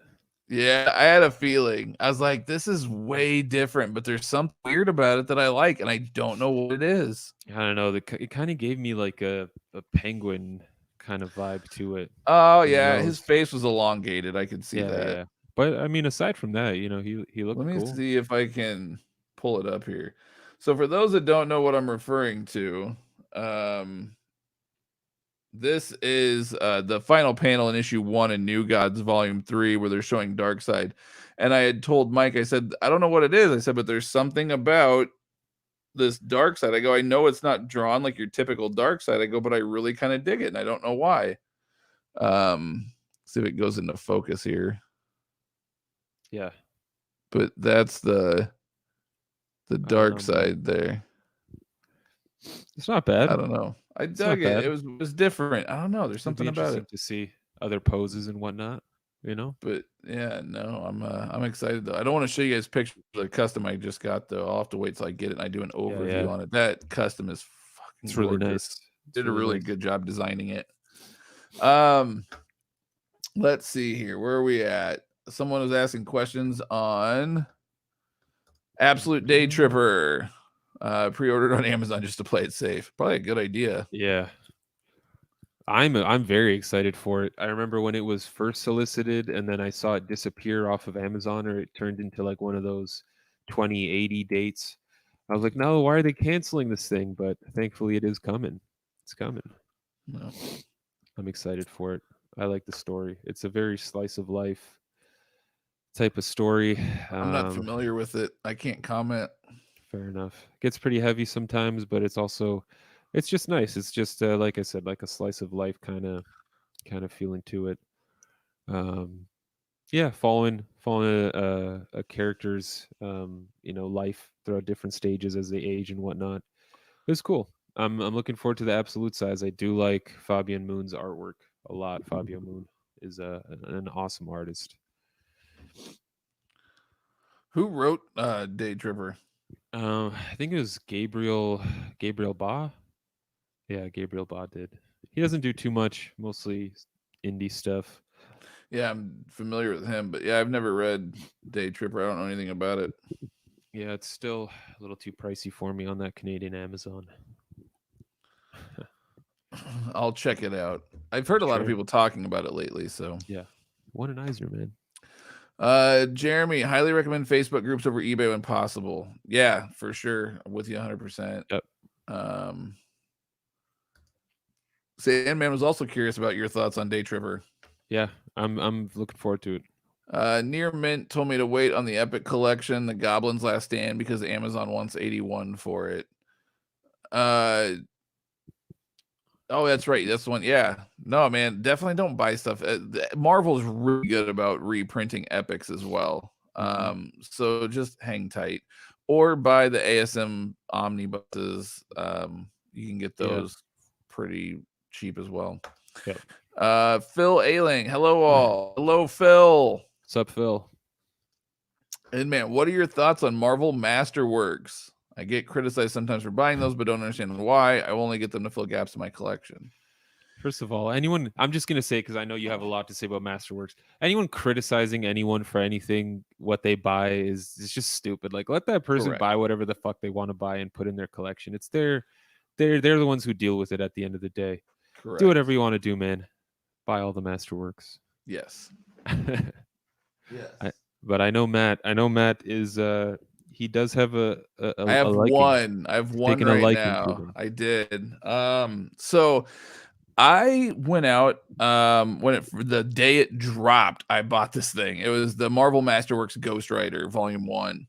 And it's because it's not collected in any other form. Oh, I mean, I guess they have it in the essential black and white trade paperbacks, but who wants those?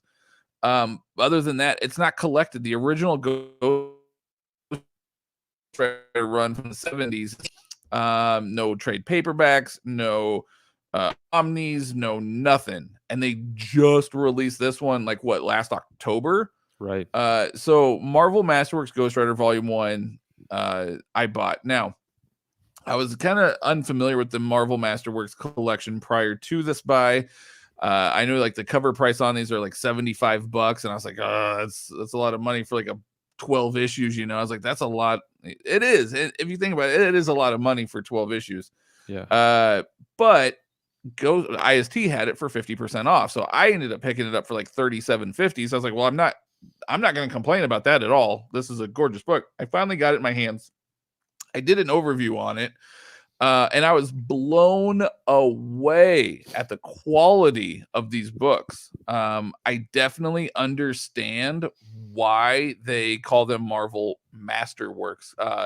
The coloring, the recoloring that they did on this was it was mind-blowing. Yeah. It was so crisp and so fresh, and it looks so amazing. The only dislike that I have about Marvel Masterworks, other than the price, which is I only don't like the price if you can't pick it up for 50% off. If you have to pay full Yeah. price, I don't like the price. Yeah. But aside from that, my only other issue with it is that they're standard size. Right. I do wish that they would do oversized. I mean, if you're gonna put that much effort and work into recoloring and redoing all this and making these books look the way that they do, I do wish that they would have oversized the pages a bit. I think that would have just really, been amazing. But Yeah. aside from that, I really love it. I am definitely getting Marvel Masterworks Ghost Rider Volume 2 when it drops, which was announced for this upcoming October, I believe. I am also been trying to find I can't find it for less than $60, and I have a hard time justifying $60 on this. So I'm hoping to find it cheaper someday. But I also really want to get the Marvel Masterworks Deathlock. Okay. Yes, baby. Nice. Yes. That Nice. Deathlock with all that nice recoloring and stuff, dude. I would love it. I love Deathlock.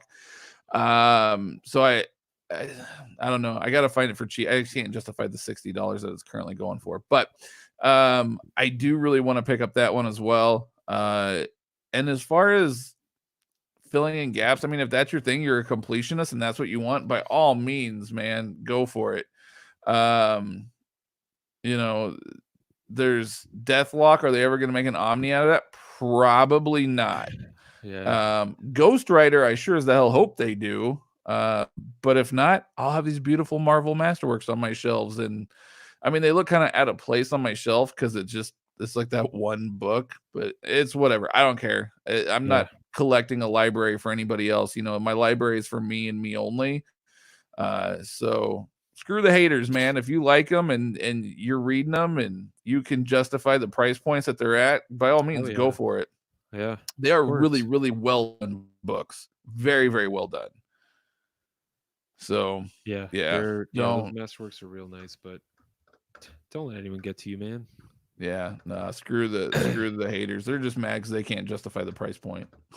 Especially like in terms of gaps too, I get it a lot because like, if you look at trying to collect X-Men right now, it's like your collection in terms of sizes would go like this.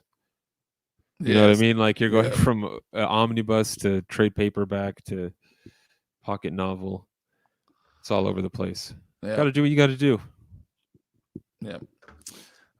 Greg, I own the first 2 oversized hardcovers of Supreme Power. The series is definitely worth the read. Yeah, I'm enjoying it. From what I've read, Mike basically said the same thing. I think that's what you have too, right? Is the 2 oversized? No, I have the 3 standard hardcovers. Oh, that's right. You have the premiere editions. Yeah. Premiere. Yeah. Yes, the premieres. They're $5 each. I would not have bought them otherwise. Yeah, no, I actually found a deal where it's basically all of. Not watch somebody's gonna go snipe it from under me because I haven't pulled the trigger yet. That's all right. Like I said, that New Gods was too good to pass up. But there's a really good deal right now. If somebody wants to snipe them out from under me, that collects all of Supreme Power 1 through 18, plus all the minis and spinoffs and everything. So it collects like basically an entire universe and floppies for a really amazing price. Yeah. It was so tempting and I almost did it, but I was like, man, I just got like the entire collection of JLA in the other week that I have to get bound. I have the rest of Superboy that I have to get bound. I've got all these other books that I was like, I just have too much to get bound. I can't justify it, even though I really want it, but definitely, yeah. That's all right. That's okay. That's where I recognize Gabriel Baugh's name. Umbrella Academy. Yep. That's right. Yeah. That's right. Yes. That's where I recognize his name. Yeah.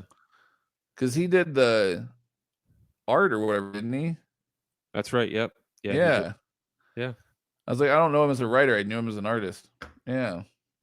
Yeah. It should be I'm telling you, man, you should check out Day Tripper at some point. I will. I've always trusted you. You've never steered me wrong that I can think of. Yeah. For now. Thanks, crack dealer. Anytime, man. Got this new shit. I bought items on Canadian Amazon in October of 2018 and January of 2020, and I have not been charged for them yet. Do you know if that is normal? Or wait, did you receive the Omnis?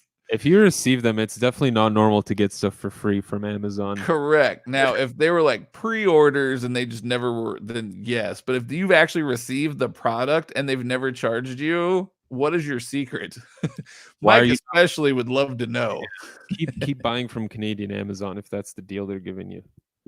Yep.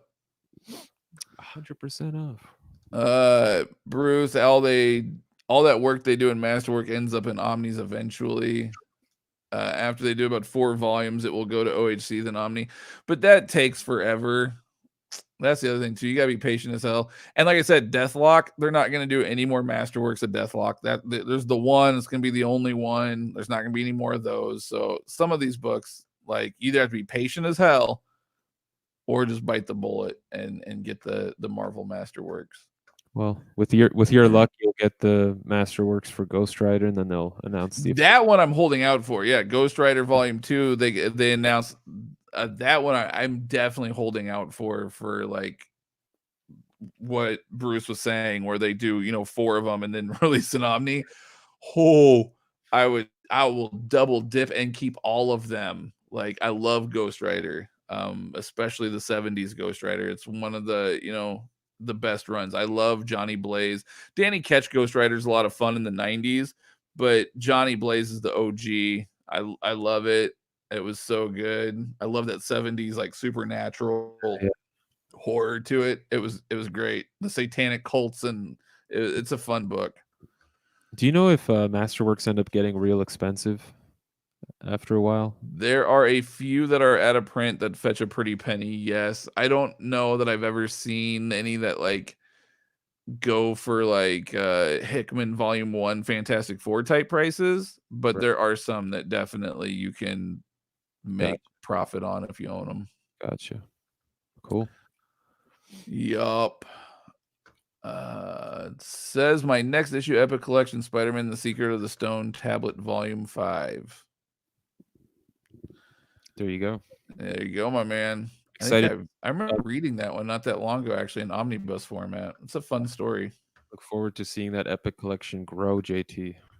Yes. Let's see. The ones bothering me is Volume 7. Oh, because they're having a conversation amongst themselves. Oh, gotcha. He did receive them. You were lucky.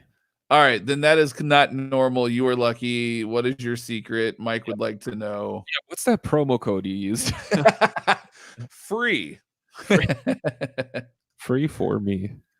Yeah, there are some people that just collect trade paperbacks or Omnis or Masterworks. I collect everything until I have a complete collection. See, there you go, man. That's your collection. I collect a bit of everything, not necessarily like because I'm a completionist, so to speak. More just it depends on what's available and what I can get. And chances are, if it's in trade paperback, I'm probably going to bind it into a custom. So, I mean, that's my thought process on it. But yep. Yeah, and like you can't get every story. If you're just going for Omnis, you're not going to get. No, never. Really. Especially with a lot of these creator Omnis that they're doing these days. Well, not even that, but like a story like We 3 by Grant Morrison, there's no omnibus coming for that. Yeah. You're never going to read that Joe story. the Barbarian. Yeah, and those are like incredible stories. You're just never going to get the chance to read them.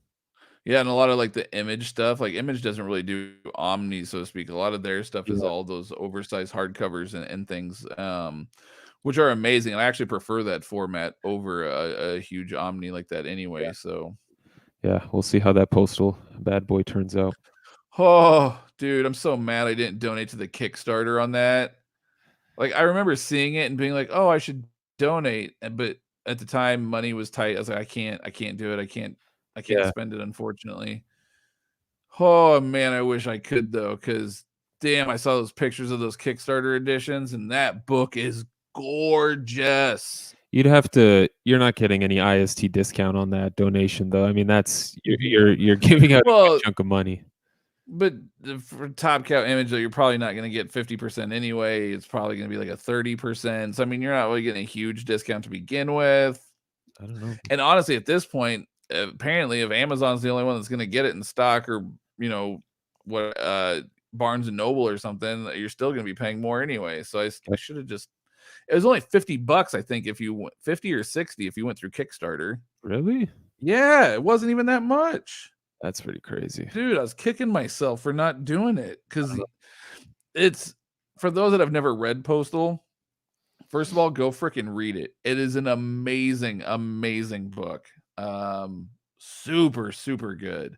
Yeah. Brian Edward Hill, Matt Hawkins. It's good stuff. But yeah, but it's the only thing that bugs me is it says it's the complete collection, and but it's only issues 1 through 25. Right. So it's not the complete collection. I don't know why it was labeled that way. That is the one thing that throws me off. Yeah. Because I'm like, that's not all of it. That's not the complete collection. So I don't know why they called it that. Yeah. It would. Yeah, and then I wonder if they're gonna do.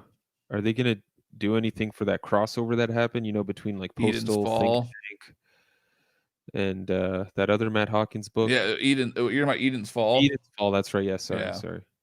Yeah. Yeah, I don't know, man. Because I think this one just collects issues 1 through 25, and that's it. I don't think it collects, because there's also the other mini spinoffs. There's Postal Mark. There's Postal, like, you know what I mean? Like, there's like spinoffs of like the characters themselves too. So Right. I don't know what the hell they have planned, but I will collect that book in those formats for sure. I love Postal. I actually think I got the Matt Hawkins sign and trade paperbacks floating around here somewhere. Yeah.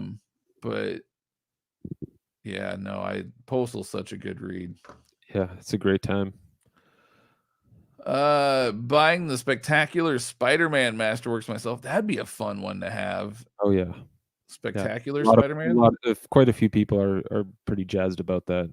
Yeah, no, that would be a lot of fun to collect. I like that. Nice. I might have to look into those, Might be an Omni someday, though. I don't know, man. That'd be a fun one, though. Yeah. Let's see. Most collectors I have found do not like Masterworks. The reason being, I think, is due to price point for the amount of that you get, and they are oversized. Those are the two biggest things with a lot, especially omnibus collectors, like hardcover collectors in general. That is probably going to be their biggest gripe, is that for the money you're shelling out, you're not getting a lot of bang for your buck as far as issues go. Yeah. It's like people that collect like the coffee table art books. Like a lot of people don't collect those. I mean, there's a lot of people that do, but there's, the majority of cover collectors don't collect those big, massive art. Because again, they're extremely expensive. What you get doesn't always jazz up with what you're shelling out, But for the people that love the art and they love those coffee table books. So it's, Yeah, I just haven't. It's a niche market. Sorry, man. I think I cut you off. Oh, no, you're good. Just going to say there hasn't been a story I've wanted to get in Masterworks format, so it's the only reason I have. Son of a bitch. I mean, my Gen Z. Gen Z. I'm gonna start saying that. I forget which way it's said in which country now. Z. I think Z is only in America. Everywhere else, I think, is Z. I think Z is only in America. Yeah. Miles. Am I going to need a bookshelf? If you're collecting epics, yes. If you look at actually Curtis Finley, Epic Marvel Podcast, that dude has I think every epic, and there's a shit ton of them. It's well over 100. I don't remember how many there are, but yeah, if you look at his bookshelves are it's a lot of books. I mean, for now, when you're starting out, just put them in a pile, and once that pile starts getting out of control and you're like, I need to put these somewhere, that's when you need a bookshelf. And or buy a $10 bookshelf, $15 bookshelf at Walmart. You don't need anything fancy, man. All these people going out like Mike over here getting these Calyx, These are Besta shelves, dude. That's right, Besta. He actually upgraded from the Calyx. He got the Bestas. I got the best one.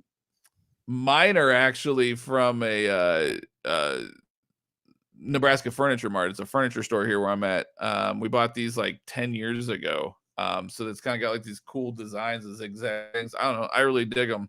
It's nice. I like it. Yeah, they're cool. I love those. But yeah, dude, just buy like a $10 bookshelf, man. Yeah.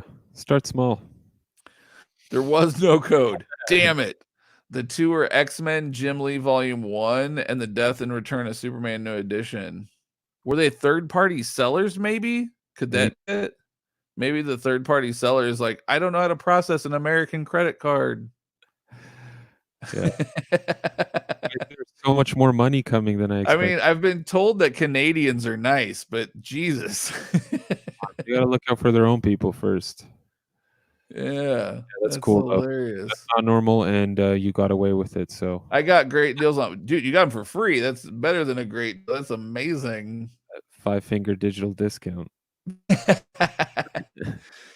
Mike, when you order from IST, where do you get the book shipped to? I also live in Canada by the border. Just curious. Whatever hotel I'm at. It's either, so now it's been Matt's house because I was expecting to be there to meet him for Kansas City Planet Comic Con. But usually, like, I was in Pennsylvania for a couple months on a project. I got like 5 or 6. I mean, it came to a point where they were like, I would come in on a Monday to book to check in, and they'd be like, "Oh, hey, by the way, last week a package came for you. We kept it on the side because we knew it was for you." But I know Matt had suggested, and then the other guys from the 4 Guys in a Comic podcast, when we were doing that, to just you could get like a PO box near the border on the U.S. side, and then just have it shipped there and pick it up that way. But yeah, that's what I was doing. It's my side hustle, smuggling those across the border. Yeah, I got 2 boxes over here that are just aching to get opened. I know, man. He's got quite the collection over here. I don't even know if you even remember what all you ordered. I want to forget it even more. So it's be awesome. It's like Christmas. Like, here, Mike, here's a present. I just know it's a lot of Image Comics. I know one of them was Gail Simone's Wonder Woman. Yes, that's right. Descender Volume 2 is in there as well. That's right. Yeah. Yeah, it'll be fun. I'm excited.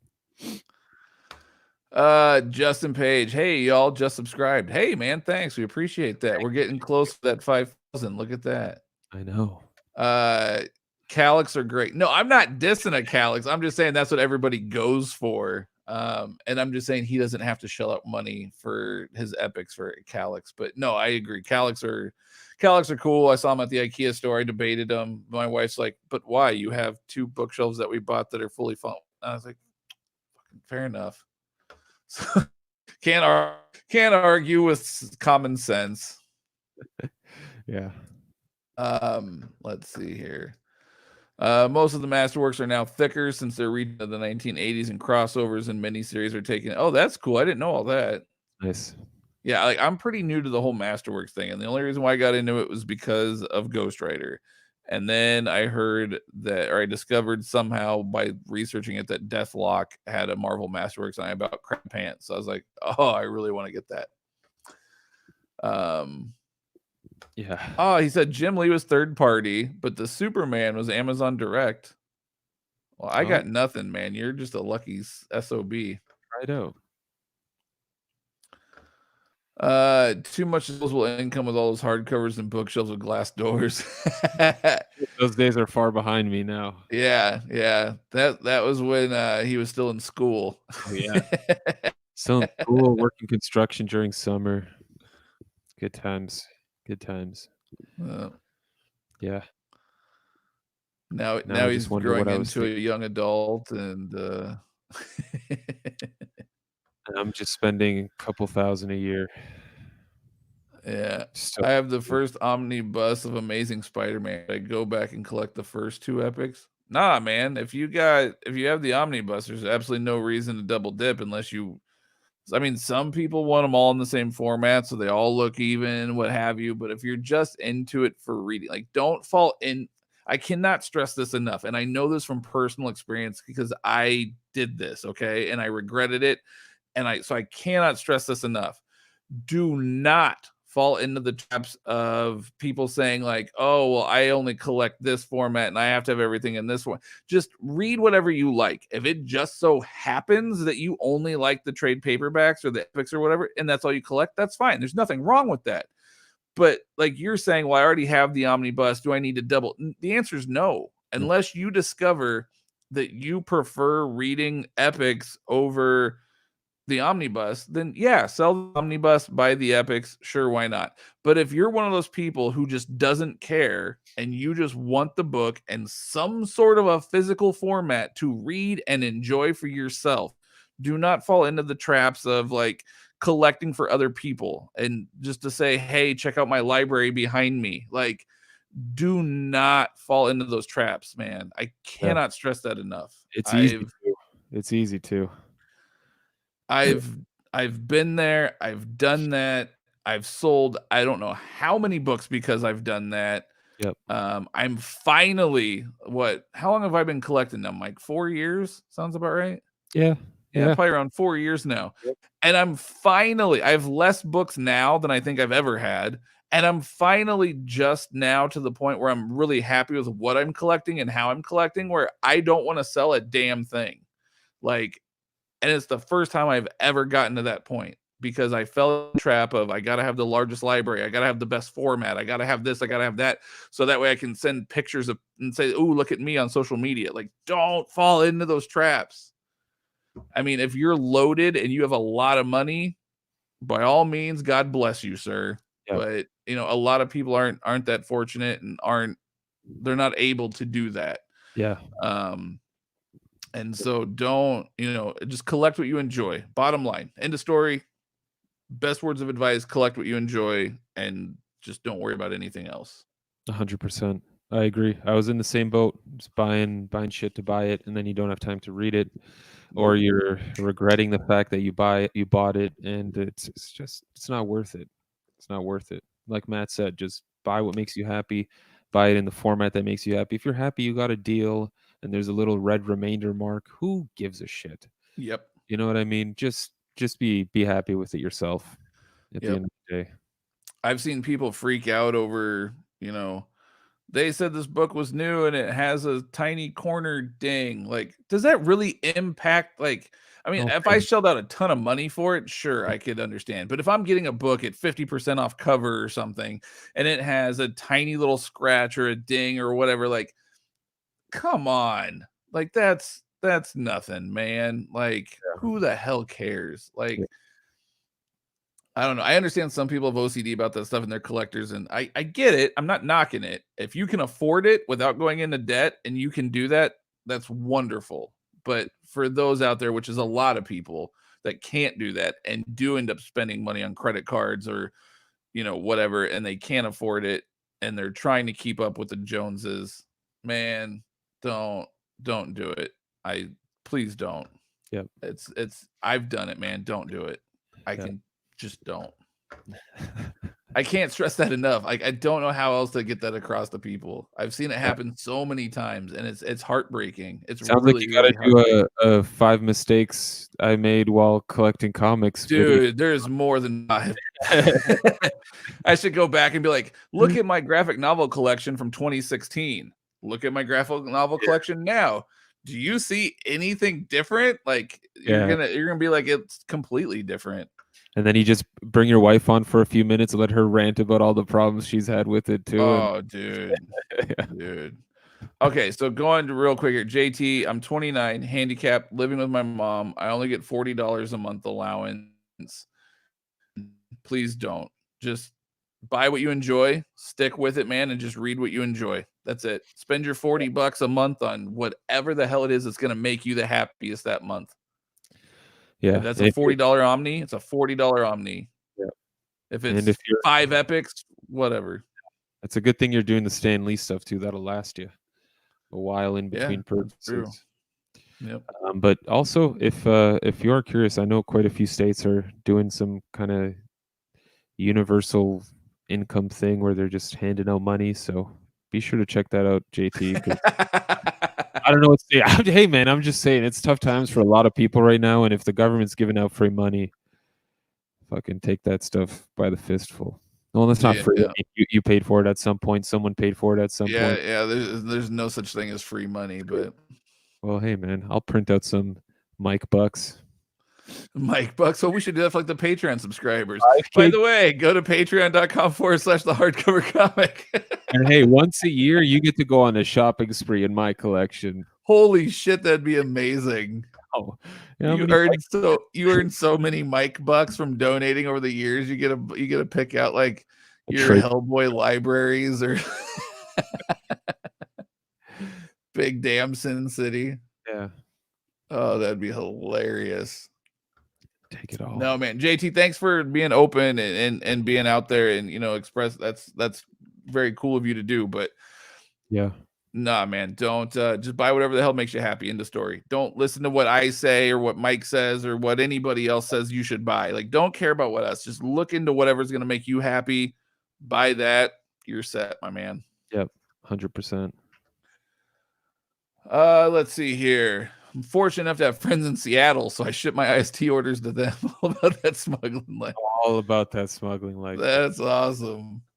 And the great thing is too, when you're coming back across the border, since you're a Canadian coming back home, they literally never give you any trouble. They're just like, where do you live here? Yeah. Come on in. No problem. Come on in. Whoops. Great. So many books I've smuggled across. We'll see how my next trip goes after all this shit. I doubt anyone's watching this, but who knows? That's hilarious. Thanks for the advice. Brian Lanes, I think you're new to this show too, man. Welcome. Welcome. Let's see. The regular white glossy as is, black too much. Oh, they're talking about the Calyx, by the way. I hope so. I saw that in an earlier post. I'm just clicking through stuff. No, they're referring to the Calyx. He says the white glossy are the best Calyx. The black collect too much. I will agree. I have black bookshelves. Mike, you got black bookshelves. Got those glass doors, baby. There, no dust coming through here. He's joking. Dust on these, man. Oh, that's great. I love it. Chad Brown. Hello, my dudes. What is up? Is that the trick or treat dude? Is that your the fuck is the word I'm looking for? Profile pic? Is that the trick or treat kid? Then I get to do mowing in the summer for 30. That's awesome, man. When you get that $2 a month, that's when you start really going to town on those Omnis. Stimulus package for JT. That's awesome, man. First edition comics. Welcome to the show. It's easy to buy so much you can never read your backlog. I suffer. I do too. I too, unfortunately. I think everybody does, to be honest with you, but well, because it's there's a lot of factors, right? At a certain point, you're like, okay, we've got volume 2, volume 3 is coming out later this year. I'll just wait until I have all 3 to binge it, which never fucking happens. No. And yeah, it's all just a game you're playing with yourself. It's all just a mental game you're playing with yourself. And honestly, like, while I love Marvel and DC and Image, at the same time, man, damn, do they do a good job of making you keep coming back over and over again? I mean, DC especially, no matter how many shitty Omnis they put out, we still all get excited when they announce a new one we've all been waiting for. Even though we don't know what the quality is going to be like, we don't know if it's going to even be able, it's going to be something you're able to read. But I remember back in my heyday, that backlog was gigantic backlog. You can never get through it. Chad, do we like Aftershock comics? So I've experimented with a handful of Aftershock comics. So Matt, the question is, the one right under the one you're on now, Chad Brown. Do you guys like Aftershock comics? So yes. I was just saying I've got my second set of Aftershock books to get custom bound. So I've got one anthology so far with 4 series. Chad, let me know if you've read any of these. Brothers Dracul, that was by Cullen Bunn, and I forget who did the artwork. Cullen Bunn did that one on writing. I've also got in there Jimmy's Bastards. That's by Garth Ennis. The third series is Her Infernal Descent, and then Relay. I've read Brothers Dracul. It was pretty good. It's the problem with Aftershock is all of these series are like 5 or 6 issues, and they all finish off where literally the last panel says end with a question mark at the end of it. Where you're like, well, what the fuck? So there's a chance there's going to be a continuation. But I mean, a lot of them have been out for a while and nothing's been continued. I don't think they sell all that well, aside from like Garth Ennis and Alan Moore stuff. Well, not Alan Moore, sorry, just Garth Ennis, really. And then the other book that I'm going to get bound, the second anthology, is going to be A Walk Through Hell, which is a Garth Ennis book, and Pestilence, which was a Frank Thierry. It was pretty cool. It's like a zombie medieval slaughter fest. Crusaders going to figure out the zombie infection, vampire infection, or zombie. I forget. Damn it, it's been a long time. That's my Aftershocks, all right, but again, like I said, you get one arc, and then they do end with a question mark. So you get some it that kind of does end, but it's like a cliffhanger as well. So you're like, well, what the hell's gonna happen? I don't know. My imagination's gonna fill in the blanks. Yeah. Wait, you guys actually read your comics? No, I have a lot back here that have yet to be read. Yeah. I'm trying, but it's difficult. Currently, physically, I'm reading Hitman Volume 2 custom bind, is what I'm currently reading physically, and then digitally, I got some stuff that I'm reading. But okay, and man, a few titles I have read and not enjoyed: Sandman, Hellblazer, Invisibles. Should I feel bad? The answer is yes. Yes, you should. No, I'm kidding. I haven't read Invisibles. I've heard a lot of mixed reviews on that. Mike's read it. I'll let him touch base. He's read all of these. But yeah, Sandman's amazing. I love Sandman. Hellblazer, it depends on who's writing. So I love Hellblazer too, but it really depends on who's writing, depends on how much you enjoy Hellblazer. It's very much a hit or miss depending on who's writing. Mike, what are your thoughts? I agree. It's 300 issues for the entire volume of Hellblazer. Like, there's no way you're going to dig all of that. That's just the original Vertigo run. Right. I mean, the Garth Ennis stuff's fantastic. I know Warren Ellis had some pretty solid arcs in there as well. I forget who started Hellblazer though. Jamie Delano. Delano, that's right. He had some really good. I enjoyed it. So Jamie Delano is very hit or miss with people. Right. Jamie Delano is hit or miss with me. There's some arcs that I fucking loved that were amazing. And then there were some where I was like, it's just kind of slogs on. It's just kind of a struggle a little bit. But he also had some stuff that was amazing. Like I can't remember what the name of the arc is, but it's like the Man in the Machine or whatever. Where his buddy goes into the computer. That's right. Yep. Yeah. That was really cool. My God, that is such a good arc. Yeah. Oh, I love it. That's one of my favorite Jamie Delano arcs. That's really good.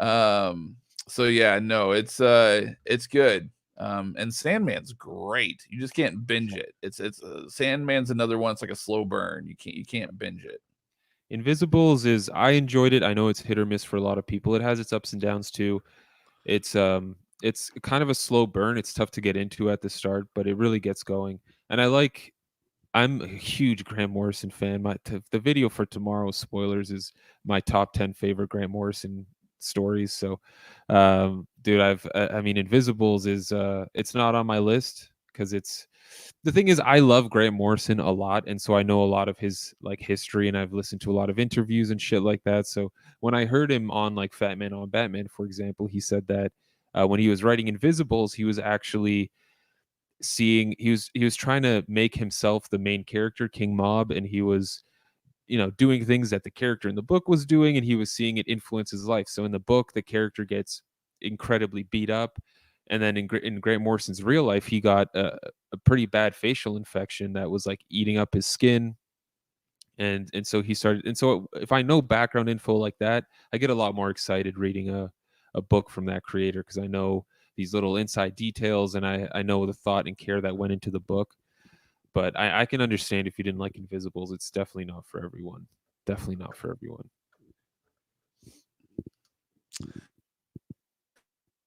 WPNX 84 bought my first Marvel Masterworks thanks to you guys. It was Ghost Rider Volume 1. Sweet. Oh, shit. You're welcome, man. That's awesome. It's a gorgeous book. You have it, May get the She-Hulk ones. Nice. And then N-Man came back with the She-Hulk ones are still attainable. Go for it. Are the She-Hulk ones, is that the John Byrne? Is that what those Marvel Masterworks are? Are those the John Byrne ones? I don't have a clue. Someone tell us. Chad Brown. I'm a big comic book nerd, mostly horror. Nice, dude. I love horror books. You should check out Avatar Press, man. Yeah, I can't do Crossed. Nope. But they got stuff like Providence by Alan Moore. There's quite a few. They have quite a few horror books over there. But I mean, if you like Crossed, man, you got a whole bunch of issues at Avatar Press to check out. I have the Pestilence hardcover. Just got it this weekend. Nice. Yeah, I got to check out Dark Ark still, man. I still need to check it out.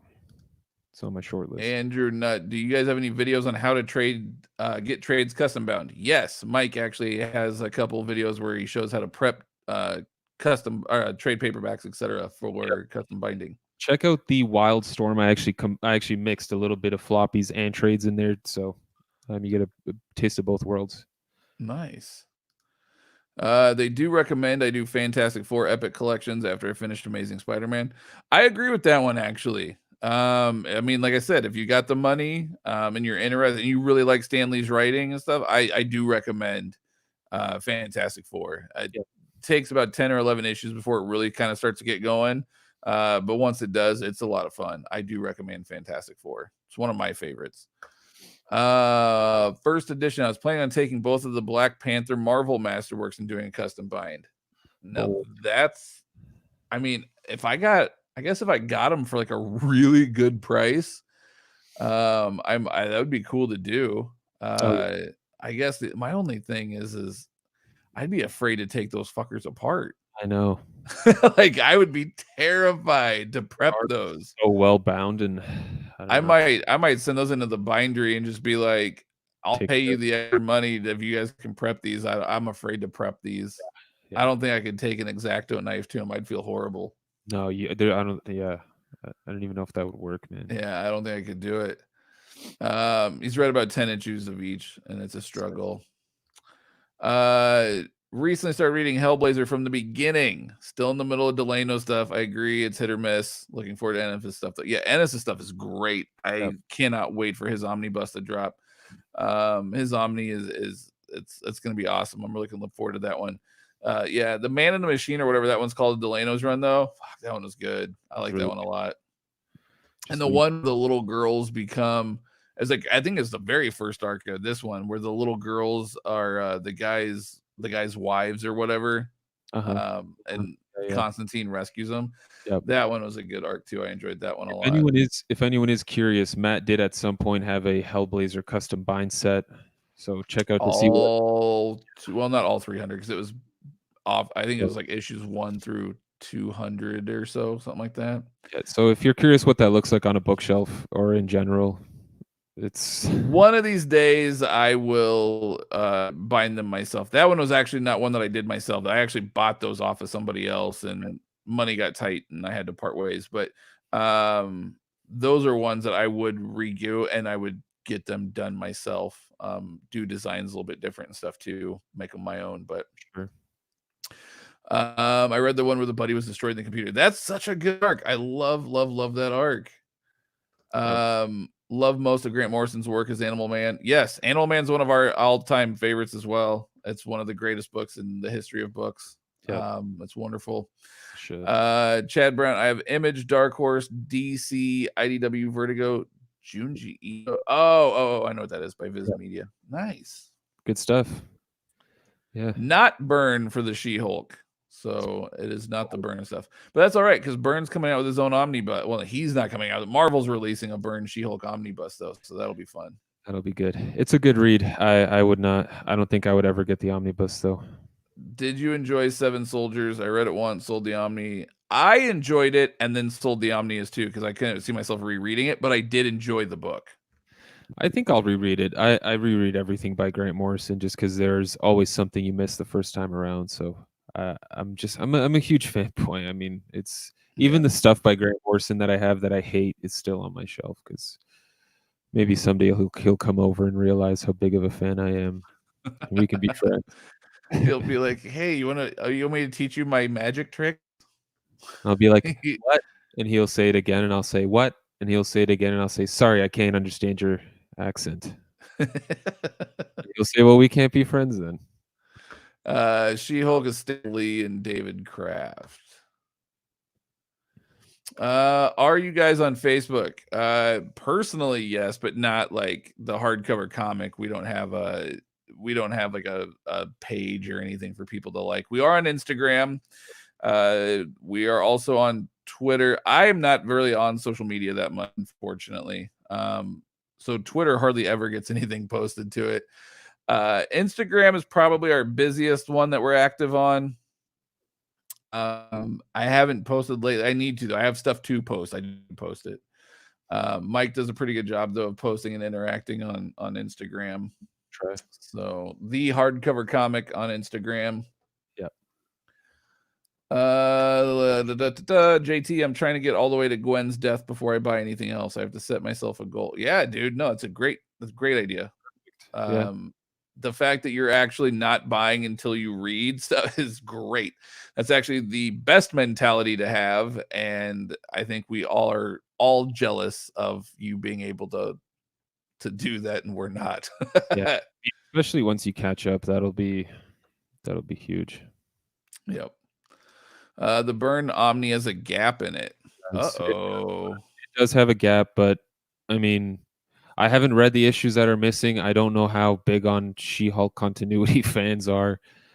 It felt like the John Byrne stuff, even with that gap omitted in the omnibus. I read it, like I didn't read the omnibus obviously, but I did read the material, and it felt fine even with the gap. Like it didn't seem like you missed a beat, from what I noticed. Nice. But yeah. I do think we should maybe start wrapping this bad boy up. It's getting around 1 a.m. here. I know there's a bunch of other Canadians on with us. I don't know what time zone y'all are in, but god damn, a lot of people on just in general. Whoever tuned in, thank you very much. Yes, thank you guys. This is probably one of our most popular live shows that we've done. So this is exciting for us. That snowball rolling. I'm telling you, man, we just got to do it a little earlier. We just got to get. I know, dude. It's my kids, man. They just don't go to bed. Maybe I'll start streaming an hour early and just sort of, I'll just jump in when I'm some plates and juggle some balls. Yeah.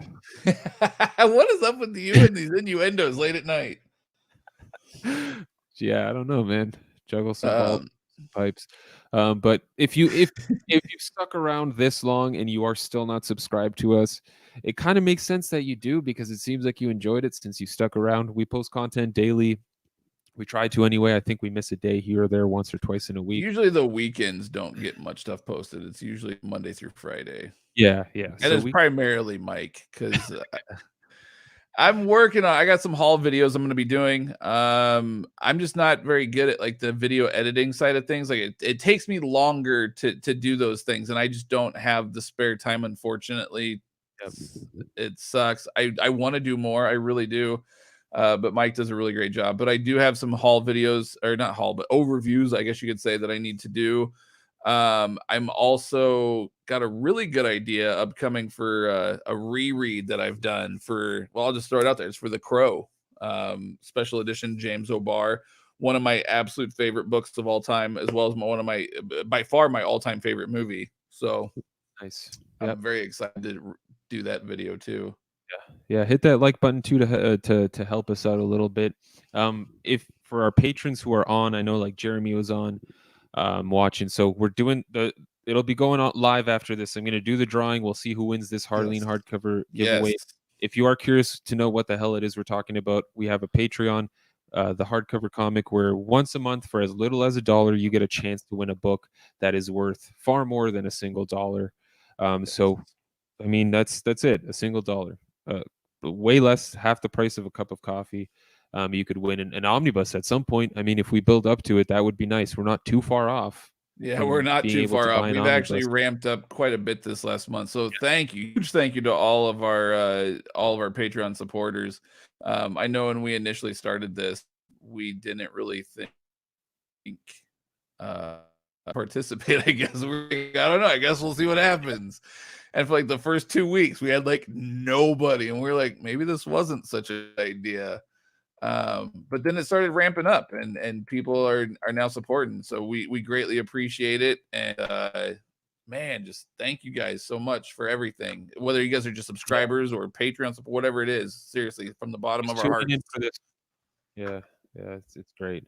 It's the response has been incredible. So everybody's just saying thank you. They dig the live show. I'm reading The Mask Omnibus Volume 2. Nice. That's a dark book. That is nothing like the movie. The live shows rock. These guys are top class. Like and subscribe. Thank you. John Daly, hey man, welcome. Thanks for watching. You guys deserve more subs. Thank you. Wow. Thank you for all you do. Appreciate it. You guys are cool. Thank you. You guys are great. How far should I read on Fantastic Four? All of it, my man. No, I don't know. I love Fantastic Four. It's one of my favorite teams, whatever.